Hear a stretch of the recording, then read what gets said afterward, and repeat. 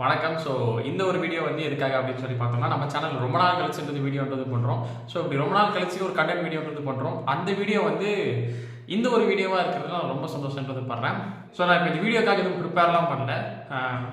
படம் பார்த்துட்டு அப்படியே வந்து பேசிகிட்டு இருக்கேன். ஸோ எதுவும் ப்ரிப்பேர் பண்ண வேணாம். ஒரு படம் பார்த்துட்டு அந்த தாக்கம் இருக்குல்ல, ஸோ அந்த இம்பேக்டோடய வந்து பேசலாம். ஸோ அப்படின்னு சொல்லிட்டு தான் படம் பார்த்து முடிச்சுட்டு வந்த உடனே வீடியோன்றது பண்ணுறேன். ஸோ இந்த ஒரு வீடியோவில் நான் பேச போகிற விஷயம் என்ன, எதை பற்றி இருக்கும் அப்படின்னு சொல்லி பார்த்தீங்கன்னா, இந்த படத்துடைய விமர்சனம் மட்டும் கிடையாது. இந்த படம் சமுதாயத்தை பற்றி, சமுதாயத்தில் அரசியல் அமைப்பு வந்து எப்படி இருக்குது, இந்த அரசியல் அமைப்பு வந்து எப்படி சொசைட்டியை வந்து இன்ஃப்ளூயன்ஸ் பண்ணுது, எப்படி பாதிக்குது, இதுக்கு நடுவில் மாட்டிட்டு இருக்க பொதுமக்கள் எப்படி இருக்காங்கன்ற மாதிரியான நிறைய அரசியல் பற்றின்றது பேசியிருக்காங்க. ஸோ இந்த அரசியல் அவங்க எப்படி பேசியிருக்காங்க, எப்படி இந்த ஒரு படம் அதை கையாண்டிருக்கு அப்படிங்கிற நிறைய விஷயங்கள் வந்து இந்த படம் எனக்கு கொடுத்த அனுபவத்தை பற்றி நம்ம பேச போகிறோம். ஸோ அதுதான் இந்த ஒரு வீடியோ. இந்த ஒரு வீடியோ வந்து விடுதலை பாகம் 2 அதை பற்றின என்னோட ஒரு உரையாடல் அப்படின்னு சொல்லி எடுத்துக்கலாம்.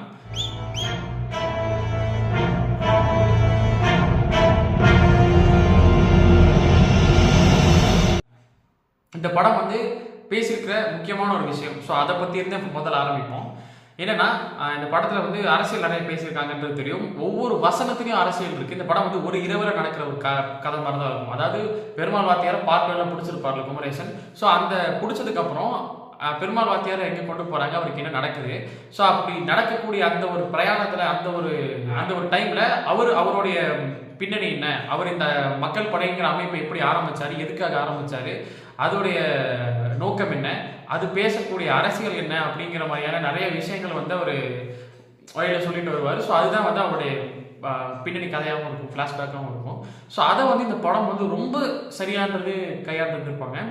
அதாவது ஒரு நைட்டில் நடக்கக்கூடிய ஒரு கதை, இந்த ஒரு நைட்டில் நடக்கக்கூடிய கதையில் இவ்வளோ அரசியல் பேச முடியுமா அப்படிங்கிறது இருக்குல்ல. அதாவது அந்த ஃப்ளாஷ்பேக் போர்ஷன்ஸ்லேயும் நிறைய அரசியல் பேசியிருக்காங்க, அதை விட்டுருவோம். அது இல்லாமல் அந்த இரவில் நடக்கக்கூடிய காட்சிகளில் மட்டுமே எவ்வளோ அரசியல்ன்றது பேசியிருப்பாங்க. அது எவ்வளோ இன்ட்ரெஸ்டிங்கானது போயிருக்கும்னு பார்த்தோம்னா, வெற்றிமாறன் வந்து எவ்வளோ எழுதியிருக்கணுன்றது இருக்குல்ல. அதாவது மனுஷன் வந்து முன்னாடியே மற்ற டேரக்டர்ஸ் மாதிரி எல்லாம் எழுதி முடிச்சுட்டு அதுக்கப்புறம் ஷூட்டிங் போயெல்லாம் ஒன்று எடுக்கல. அவர் அந்த ரைட்டிங் ப்ராசஸ் அப்பயே தான் ஷூட்டிங்கும் பண்ணிட்டு இருந்திருக்காரு அப்படிங்கிறது தான் உண்மை.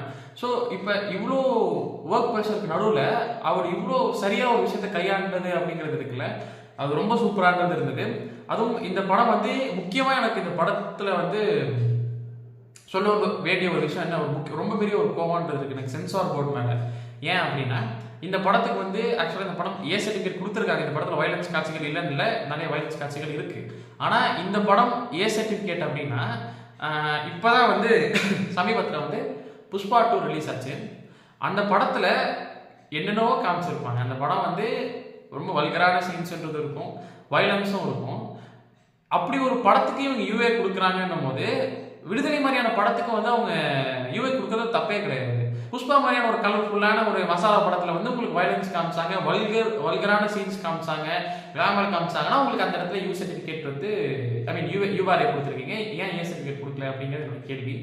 இப்போ இங்கே வந்து எல்லாம் இதுலேயுமே பாலிடிக்ஸ் தான். அப்புறம் முக்கியமாக வந்து விடுதலை 2க்கு வந்து அவங்க ஏ சர்டிஃபிகேட் கொடுத்துருக்காங்கன்றது இருக்குல்ல. ஸோ இந்த இடத்துல வந்து பார்த்தீங்கன்னா அதுக்கு நிறைய ரீசன்ஸுன்றது இருக்குது. ஏன்னா இவங்க படத்தில் வந்து நிறைய பாலிடிக்ஸ் பற்றி பேசியிருக்காங்க, அரசியல் நிறைய பேசியிருக்காங்க, படம் ஃபுல்லாக அரசியல் பேசியிருக்காங்க, கம்யூனிசம் பற்றி பேசியிருக்காங்க. இன்னொரு விஷயம் எனக்கு ரொம்ப கோவம் வந்த ஒரு விஷயம் என்னென்னா, படங்களை வந்து கம்யூனிஸ்ட் ஃப்ளாக் வந்து நிறைய இடங்களை காட்டுறாங்க, யூஸ் பண்ணியிருக்காங்க. ஆனால் அப்படி காமிச்ச ஒரு இடத்த கூட சென்சார் போர்டில் வந்து விடலை, எல்லா இடத்துலையுமே பிளர் பண்ணி வச்சுருக்காங்க அந்த ஃப்ளாகை. என்னத்துக்கு பிளர் பண்ணணும்? படமே அதை பற்றி தான் பேசுது, கம்யூனிசம் பற்றி தான் பேசுகிறாங்க. அவங்க சரியாக தான் பேசுகிறாங்க, எதுவுமே தப்பாக பேசலாம், அவங்க பேசுகிற எல்லா விஷயமும் சரி. ஆனால் இப்போ இருக்கிற பாலிடிக்ஸ்னால வந்து படத்தில் அந்த வர ஒவ்வொரு காட்சிகளையுமே வந்து அந்த ஃப்ளாக் எல்லா இடத்துலையும் யூஸ் பண்ணியிருக்காங்க. அந்த ஃப்ளாக் ஒவ்வொரு காட்சிகளுமே பிளர் பண்ணி வச்சுருக்காங்க. ஸோ படத்தோட எக்ஸ்பீரியன்ஸே அது கெடுக்குதுங்கிறது தான் இங்கே உண்மை. நிறைய இடங்களில் வந்து அதாவது அவங்க ஷூட் பண்ணும்போது ஷூட் பண்ணியிருக்காங்க. இங்கே வந்துட்டு டைலாக்ஸில் அவங்க அதை வெளிப்படையாக சொல்ல முடியாமல் மறைமுகமாக சொல்கிறதுக்கு நிறைய இடங்கள்ல இருந்தது, வசனங்கள்ன்றது இருக்குது. ரொம்ப ஆணித்தனமான வசனங்கள், அதுவும் என்னதான் மறைமுகமாக சொல்கிற மாதிரி இருந்தாலும் அவ்வளோ நெத்தி போட்டில் அடித்த மாதிரி சொல்லியிருக்காங்க.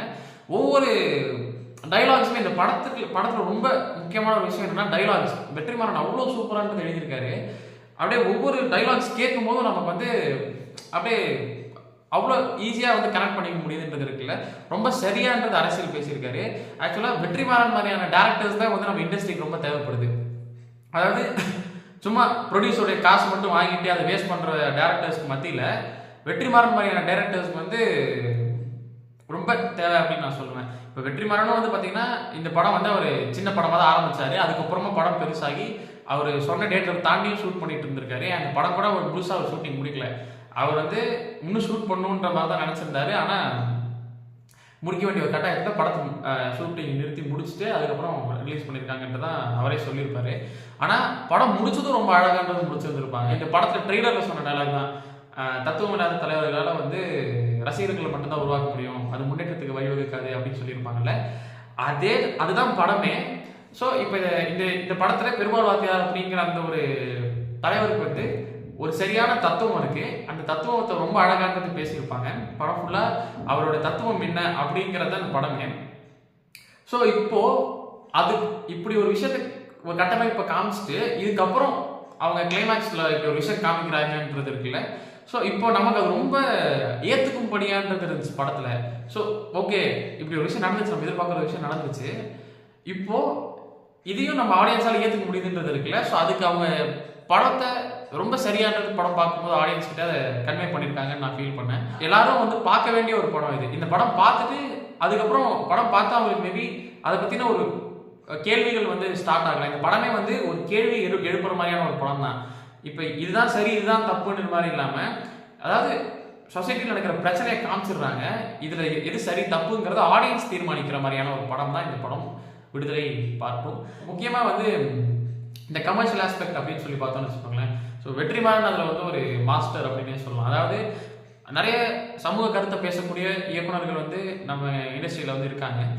அப்படி இருக்கிற இயக்குநர்களில் வந்து அந்த சமூக கருத்துன்றதை வந்து ஒரு கமர்ஷியல் தன்மையோட சொல்லக்கூடிய இயக்குநர்கள் வந்து அதில் ஒரு தலை சிறந்த ஒரு இயக்குனர் நம்ம இண்டஸ்ட்ரியில், தமிழ் இண்டஸ்ட்ரியில் அப்படின்னு சொல்லி பார்த்தா அதை வெற்றிமாறன் ரொம்ப முக்கியமான ஒருத்தர். அதாவது இந்த படத்தில் ஒரு லவ் ட்ராக்ன்றது இருக்கும். நம்ம எல்லாருக்கும் தெரிஞ்ச மாதிரி விஜய் சேதுபதி, அதாவது நம்ம வாத்தியார் கேரக்டருக்கும் மகாலட்சுமி கேரக்டருக்கும் மஞ்சு வாரியருக்கும் வந்து ஒரு லவ் ட்ராக்ன்றது இருக்கும். அந்த லவ் ட்ராக்கை வந்து இந்த கதையோட பிளெண்ட் பண்ணி இந்த கதையில அவங்களோட கேரக்டர் என்னன்றது படம் பார்க்கும்போது தெரியும். ஸோ அந்த கதைக்குள்ள அவங்க எப்படி இருக்காங்க, அந்த கதையை சார்ந்து அவங்களுடைய காதல் எப்படின்றது இருக்கு அப்படின்ற மாதிரியான விஷயங்கள்லாம் நிறைய இருக்கு. ஸ்பாயில் பண்ணக்கூடாதுன்னு நினைக்கிறேன், அந்த சீன்லாம் சொல்லலை. ஸோ அந்த மாதிரி ரொம்ப அழகான்றது அந்த காட்சியமைப்பாக இருக்கட்டும், முக்கியமாக இளையராஜா அவர்களுடைய இசையாக இருக்கட்டும், அதை நம்ம முக்கியமாக சொல்லி ஆகணும். அந்த 2 பாடல்கள் இருக்குல்ல, மனசில் அப்படின்னு ஒரு பாட்டு இருக்குது, அப்புறம் தினம் தினமும் சொல்லி, இது 2 தான் முக்கியமான பாட்டு. அதுக்கப்புறம் பொறுத்தது போதும்னு சொல்லி இன்னொரு பாட்டுமே இருக்குது, ஒரு ரேஜிங் சாங் மாதிரி இருக்கும். ஸோ இந்த சாங்கோடைய பிளேஸ்மெண்ட்ஸாக இருக்கட்டும், அதோடைய காட்சி அமைப்பாக இருக்கட்டும், எல்லாமே ரொம்ப சூப்பரானது. முக்கியமாக நம்ம சினிமாட்டோகிராஃபர் வேல்ராஜ் அவருக்கு வந்து நம்ம ரொம்ப பெரிய ஒரு அப்ளாஸ் வந்து கொடுத்தாலும். ஏன்னா வெற்றிமாறன் அப்படின்னா வேல்ராஜ் அப்படின்னா வெற்றிமாறன், இவங்க 2 பேரும் வந்து அவங்களுடைய காம்போ இருக்குல்ல. வெற்றிமாறன் சொல்ற விஷயத்த வேற எந்த ஒரு சினிமாட்டோகிராஃபராலையும் வேல்ராஜ் அளவுக்கு எடுத்துட்டு போய் ப்ரெசென்ட் பண்ண முடியுமான்னு சொல்லி கேட்டால் எனக்கு தெரியல. ஏன்னா காட்டுக்குள்ள எடுக்கிறாங்க, அவ்வளோ இருட்டில் வந்து எடுக்கணும் அப்படின்னா ஃபுல்லாக மரத்து மேலே எல்லாம் லைட்லாம் கட்டியிருக்காங்க. அது நேச்சுரல் லைட் மாதிரியும் தெரியணும், ஆர்டிஃபிஷியலாகவும் தெரியக்கூடாது. அதை வந்து கேமரா கேப்சர் பண்ணுற விதம் இருக்குல்ல, காட்டில் போய் ஷூட் பண்ணுறது அவ்வளோ ஈஸின்றது கிடையாது. அவ்வளோ மலைகள்லையும் காடுகள்லையும் ஷூட் பண்ணியிருக்காங்க. அது ரொம்ப அழகாக ஷூட் பண்ணியிருக்காங்க. எனக்கு ஒரு சில இடங்களில் வந்து பிரச்சனையாக தெரிஞ்ச ஒரு விஷயம் என்ன அப்படின்னா, டப்பிங்கில் வந்து லிப்சிங்ன்றது சரி ஆகாத ஒரு பிரச்சனைன்றது இருக்குது. அது பொதுவாக வெற்றிமாறன் படங்களில் வந்து வழக்கமாக இருக்கக்கூடிய ஒரு விஷயம் தான். ஏன்னா அவர் லாஸ்ட் மினிட் வரைக்கும் சேஞ்சஸ் பண்ணிட்டே இருப்பார். டப்பிங்கில் எவ்வளோ வந்து சூப்பராக மாற்ற முடியுமோ அவ்வளோ கூட மாற்றிட்டு இருப்பாருன்றது எல்லாருக்கும் தெரிஞ்ச ஒரு விஷயம் தான். ஸோ அது அவ்வளோ ஒரு பெரிய பிரச்சனையே கிடையாது. படம் இவ்வளோ எங்கேஜிங்காக இவ்வளோ சூப்பராக போயிட்டுருக்கு அப்படிங்கிற பட்சத்தில் இதெல்லாம் வந்து ஒரு பெரிய முரட்டாகவே நமக்கு தோணாது. படம் வந்து அவ்வளோ சூப்பராக இருந்துச்சு. எல்லாரும் கண்டிப்பாக போய் பார்க்க வேண்டிய ஒரு படம். தயவு செஞ்சு போய் தியேட்டரில் பாருங்கள். இந்த படம் பார்த்துட்டு அவ்வளோ ஒரு தாக்கத்தோட இருந்து வெளில வந்திருக்கும். அதாவது தாக்கம் அப்படின்னு சொல்கிறோம் அப்படின்னா, ஒரு நமக்குள்ள ஒரு சிந்தனையும் நமக்குள்ள ஒரு கேள்வியும் வந்து எழுப்பியிருக்கும். இப்போ இங்கே என்ன நடந்துட்டு இருக்கு அப்படின்னு சொல்லிட்டு, இன்றைய அரசியலை இவ்வளோ சரியா பேசக்கூடிய இயக்குநர்கள் வந்து நம்ம இண்டஸ்ட்ரியில் இருக்காங்க அப்படின்னு நினைக்கும் போது அது ரொம்ப பெருமைக்குரிய ஒரு விஷயம் இது. So hats off to Vetrimaaran and team. So இந்த படம் வந்து இன்னும் நிறைய ஆடியன்ஸ் கிட்ட போய் சேரணும். ஆல்ரெடி நிறைய இது ராட்டர்டாம் ஃபெஸ்டிவல்லாம் போயிட்டு படம் அங்கே பயங்கர அப்ளாஸ்லாம் கேள்விப்பட்டோம். ஸோ வெளியிலேருந்து எங்கேதோ ஒரு ஆடியன்ஸ் வந்து நம்ம ஊர் படத்தை பார்த்து நம்ம ஊர் அரசியலை புரிஞ்சுக்கிட்டு அதை பற்றி பரிச்சயமே இல்லாத ஒருத்தவங்க நம்ம ஊர் அரசியலையும் அதை பற்றின புரிதலையும் வந்து இந்த படம் மூலயமா பெற்று அதை பயங்கரமாக கொண்டாடுறாங்க அப்படின்னும் போது நம்ம ஊர் ஆடியன்ஸ்க்கு இந்த படம் பார்க்கும்போது ஆப்வியஸாக அவங்களுக்கு அதை புரிஞ்சுக்க முடியும் அப்படின்ட்டு ஒரு நம்பிக்கை இருக்குது. தயவுசெய்து பார்ட் 1 இன்னொரு வாட்டி ரீவாட்ச் பண்ணிட்டு இந்த படம் போய் பாருங்கள். லைக் ஏன்னா அந்த எக்ஸ்பீரியன்ஸ் ஒரு ஃப்ளோவாக இருக்கும். ஏன்னா அந்த படம் வந்து தனித்தனி படம் கிடையாது, ரெண்டும் சேர்ந்தது ஒரே படம் தான். ஸோ பார்ட் 1 பார்த்துட்டு அப்படியே போய் பார்த்தீங்கன்னா ஒரு சூப்பரான ஒரு எக்ஸ்பீரியன்ஸ் இருந்து உங்களுக்கு கிடைக்கும். ஒரு அவங்களோட சேர்ந்து நீங்களும் பிரயாணம் பண்ண மாதிரியான ஒரு அனுபவம்ன்றது கிடைக்கும். ஸோ அவ்வளோதான் நான் சொல்லணும்னு ஆசைப்பட்டேன். இன்னும் நிறைய பேசியிருப்பேன். ஆல்ரெடி வீடியோ வந்து 12 நிமிஷம் கிட்ட போயிட்டு இருக்கு. ஸோ அதனால் இதோட நிறுத்திப்போம். நன்றி.